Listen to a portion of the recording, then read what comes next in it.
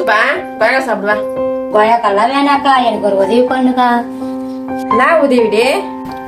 அக்கா, லோன் காசு கட்டணும், ஒரு 2000 ரூபாய் காசு இருந்தா கொடுக்கா. ஏண்டி போன மாசம் நான் 5000 வாங்கிட்டு போனேன், அது திருப்பி கொடுக்கறதுக்கே வழி இல்ல. இப்ப மறுபடியும் 2000 கேட்டு வந்துட்டியா?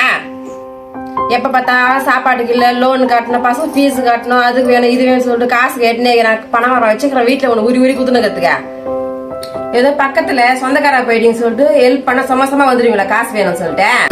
10 பேர் காசுக்கா, சங்கத்துல எனக்கு மானமே போயிடுங்கக்கா, எப்படியாவது கொஞ்சம் ஹெல்ப் பண்ணுக்கா. அது கடன் வாங்கும்போது தெரியலையா? இப்ப கொடுக்கும் போது வேணும்னா நான் எங்க போறது?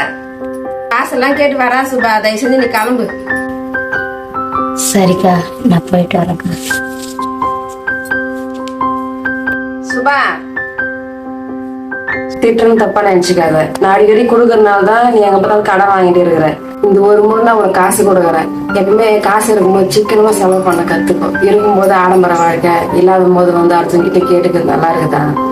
சரிக்கா, இனிமேல் நான் எங்கும் அதிகமா கடன் வாங்க மாட்டேன்க்கா. சரி, இந்த சீக்கிரமா திருப்பி கொடுத்துரு. சரிக்கா, ரொம்ப தேங்க்ஸ்க்கா.